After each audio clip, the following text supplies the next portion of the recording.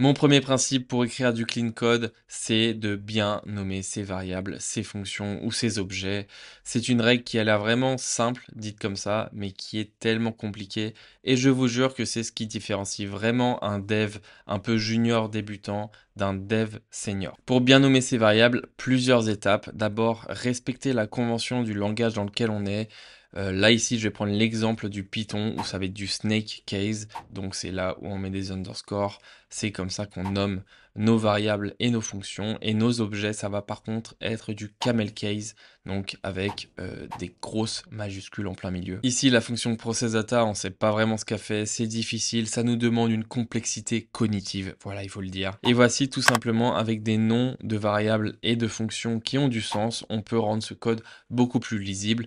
Vous pouvez même voir que j'ai rajouté une petite docstring pour améliorer la lisibilité, mais on n'en avait pas vraiment besoin ici. Ce que j'aimerais ajouter ici, c'est que si tu as du mal tout simplement à nommer ta variable, ta fonction ou ton objet, c'est déjà un signal que tu n'as pas vraiment compris à 100% ce qu'il s'y passe et ce que ton code est censé faire. Un bon nom, c'est vraiment pas juste pour faire joli. Un bon nom, c'est vraiment exprimer son intention. Et le clean code, c'est tout simplement, pour moi, l'expression de son intention dans le code. Et du coup, ton code, il parle.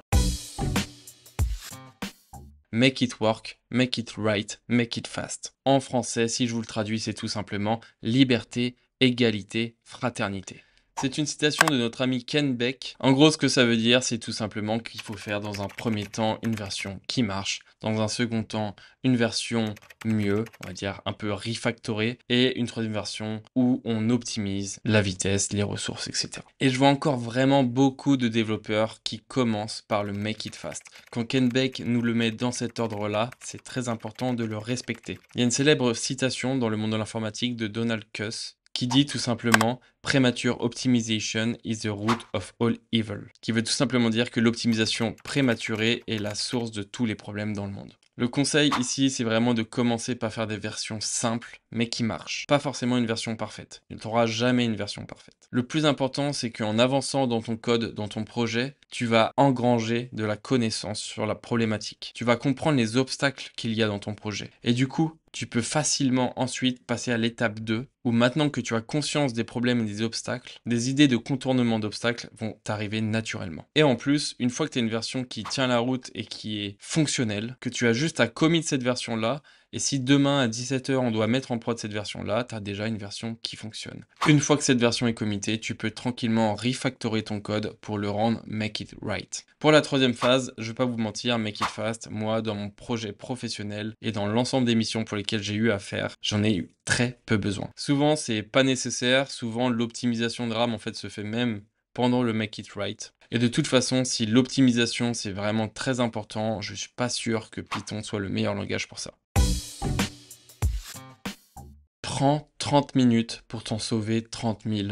Alors vraiment, tu prends 30 minutes ou même une demi-journée si tu as envie, tu prends ton tableau blanc, un schéma dégueulasse parce que tu n'as aucun talent pour faire des beaux schémas, mais ça te sera utile et ça va te faire gagner énormément de temps dans ton développement. Ne pas foncer tête la première dans du code, ça c'est quelque chose qu'on a tous envie de faire quand on fait du code.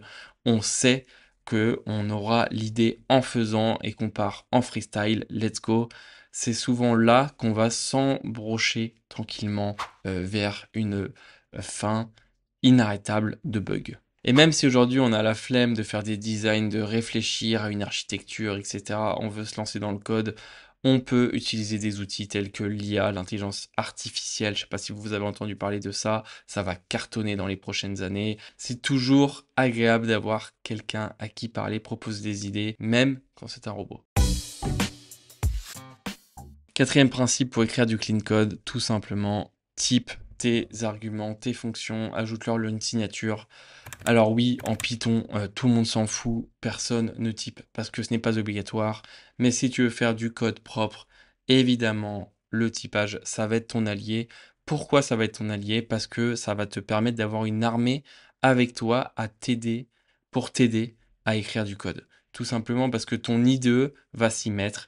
Par exemple, ici, avec ce calculate discount, si je transforme ce price 100 en un salut, on a tout de suite un indicateur fait ici par PyCharm ou MyPy ou Ref ou n'importe quel linter que tu utilises qui vont t'aider dans ton code et vont te faire gagner beaucoup de temps et d'autocomplétion.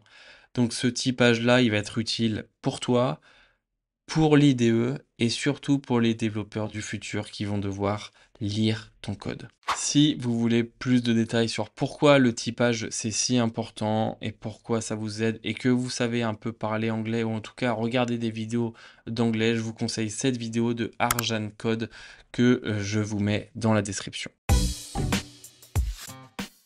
Mon cinquième principe pour écrire du clean code, c'est le keep it short. En français, garde ton short. Tout simplement, ça veut dire fais des méthodes courtes. Essaye de pas dépasser un trop gros nombre de lignes dans tes méthodes ou dans tes fonctions. J'aime bien voir le fait que n'importe quelle chose complexe, c'est tout simplement une somme de petites choses faciles.